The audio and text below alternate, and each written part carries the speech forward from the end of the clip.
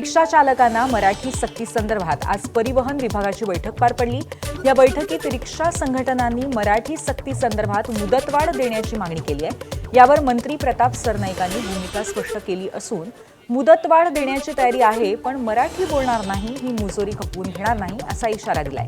तसंच ही मुदतवाढ किती द्यायची या संदर्भात उद्या आरटीओ अधिकाऱ्यांसोबत बैठक होणार आहे। यावेळी बोलताना त्यांनी मराठी सक्तीच्या मुद्द्यावरनं मागे हटणार नसल्याचं स्पष्ट केलंय। की नाही, आम्ही महाराष्ट्रात राहू, व्यवसाय करू, आम्ही रिक्षा चालू, आम्ही टॅक्सी चालू, परंतु आम्ही कुठल्याही परिस्थितीमध्ये हिंदीमध्येच बोलणार, मराठी बोलणार नाही, हे चालणार नाही। आणि जे माझी भूमिका आहे त्या भूमिकेशी ते स्पष्टपणे सहमत होते। त्यांनी मुदत मागितलेली आहे आणि मुदत मागत असताना सुद्धा त्यांनी जबाबदारी सुद्धा घेतलेली आहे। दरम्यान 1 मे पासून होणाऱ्या मराठी सक्तीच्या निर्णयाचा फेरविचार करावा। डेडलाईन 6 महिने ते 1 वर्षाने पुढे ढकलावी अशी मागणी संजय निरुपम यांनी केली आहे। तर त्यांना वेळ हवा तर तो द्या, पण तारीख जाहीर करा असं आवाहन संदीप देशपांडेंनी केलं।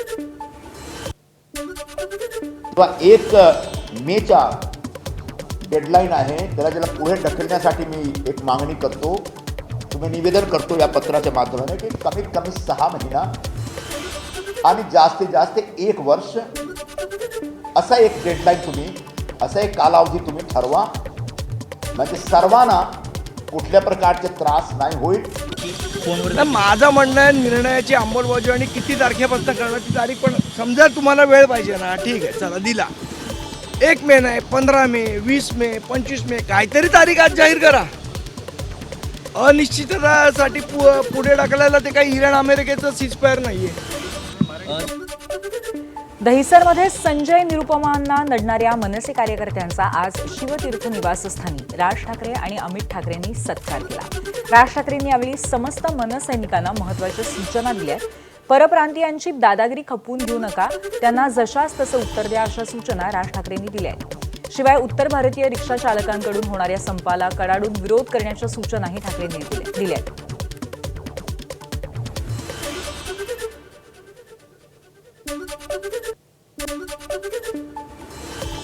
दरम्यान मराठी सक्तीच्या मुद्द्यावरून संदीप देशपांडेंनी संजय निरुपमांवरती टीका केली आहे। आज जर स्वर्गीय आनंद दिघे साहेब असते तर संजय निरुपम सारख्याच्या कानाखाली 2 वाजवले असतात त्यांनी। तर दिघे साहेब नाही तर निदान शिंदे साहेबांनी 2 वाजवाव्यात, 2 नाही किमान 1 तर वाजवावी। सर एक संदीपजी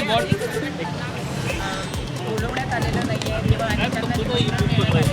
शासनाला खरंच असं वाटतं का की तोडगा काढावा? मला असं वाटतं ज्या अर्थी आम्हाला बोलवलं नाही त्या अर्थी ते बॅकफुटवर जायच्या तयारीत आहे। ठाण्यात मनसेनं गुणरत्न सदावर्तेंच्या विरोधात बॅनरबाजी केली आहे। सदावर्ते यांचं सदा रडते असं नामकरण करत हे बॅनर लावण्यात आलंय। मराठी सक्तीला विरोध केल्यामुळे मनसेकडनं त्यांच्यावर तीव्र टीका करण्यात आली आहे। ठाण्यातील नितीन कंपनी जंक्शन इथे मनसेचे पदाधिकारी, शहराध्यक्ष, जनहित विधी विभाग स्वप्नील महिंद्रकर यांच्या वतीने हे बॅनर लावण्यात आलंय। परिवहन विभागाने रिक्षा चालकांना मराठी भाषा येणं बंधनकारक केलंय। या निर्णयाचं स्वागत मनसेनं करत नवी मुंबईत आगळी वेगळी मोहीम राबवली। सीवूड परिसरात रिक्षांवर मी मराठी बोलतो, मला मराठी समजतं, या माझ्या रिक्षात बसा असे स्टिकर्स लावण्यात आले। मराठीवर प्रेम करणाऱ्या रिक्षा चालकांनी महाराष्ट्र द्रोहींना विरोध करावा असं आवाहनही करण्यात आलंय।